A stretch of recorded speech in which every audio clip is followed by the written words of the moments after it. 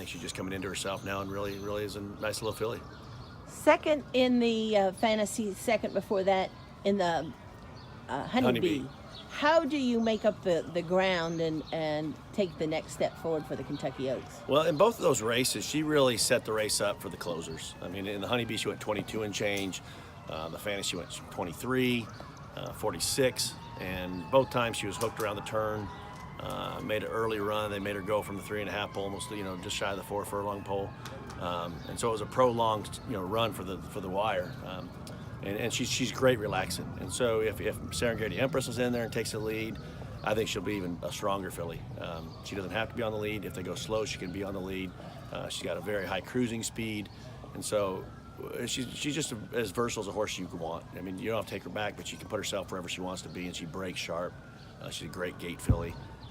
I think she'll be fine here. I don't think it's a matter of distance. I think it was just that she went fast early, and it was just hard carrying it home. Hall of Famer Mike Smith will be riding Yeah, Mike's her? riding her, correct. And what did he tell you after the Fantasy, which was the first time he rode her? He said he was really working on riding Brill against Brill, who's on his outside, and that's the one that joined in this Hollendorfer's filly. Joined us at the 3.5 over there, and it was really kind of the stretch right between her and then Ricardo came up the rail with Lady Apple, and he thinks he can turn the table on both of those, so he wasn't too concerned about it. He said, "Now I know the filly." He said, "We're in a good spot." He said, "I have confidence in her."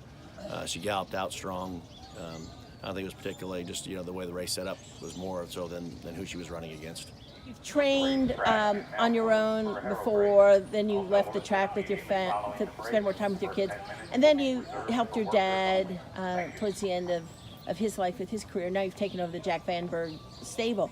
Talk about being in a race like the Kentucky Oaks as you're trying to build your own stable and build on your dad's legacy. Yeah, it's a really big step for us, and it can be intimidating if you focus on that, but we just try to focus on the day-to-day training of the horses and make sure they're happy and healthy, and the rest of it will take care of itself. So it's one step at a time, and we had a relatively successful Oaklawn meet. We had a couple of horses really show well on the Oaklawn meet, and hopefully we can build on it here at Churchill.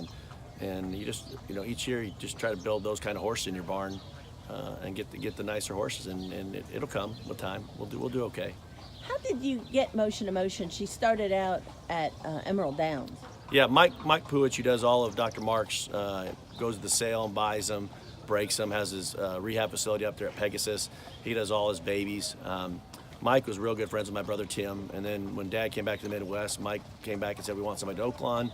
He knew Dad, from his California days, and started with Dad back then. And so then every year now, when Dad actually was getting sick, Mike sat down and said, "Tom, what's your plan? Are you in or are you out?" And we all sat down. He said, "Well, if you're in, we'll still support you." And so they send 5, 6, 7, 8 horses each year down here. And a lot of times what he'll do up there is get one race in them when they're not fully cranked and ready to go, and it'll be worth 3 or 4 works. Get them out of the gate, and then they'll come back here, and then we can give them a couple works, and they're ready to run at Churchill. So that's the plan with her. She ran against the boys first time, so he was making it tough on her, so it wasn't so easy, and then come back here and then try to run at Churchill. So kind of everything went really as planned, with the exception of the stumble out of the gate in her first start here at Churchill. She's just been nothing but just wonderful to be around. She's done everything right, and she's kind of like when you have a kid in basketball, or you call him a gym rat. She just loves getting better. She loves going out there training. She loves going out there working and improving, and anything you ask of her, she's just such a willing participant, and she's just a great horse to be around. She's got a fun name, Motion to Motion. What about her name? I don't know where the name came from, to be honest with you, but she does. I think the mare's name is something like Golden Emotion, but it's a name people like to follow. So I've always thought it'd be fun to get some kind of video with a little Billy Squire, Emotions in Motion, soundtrack behind it in the background, and it's fun to have clients enjoy the kind of the light-hearted nature of the game too, and then have fun with it. So there'll be something maybe down the road where we'll get some play out of that, but she's got a lot of following just because of her name.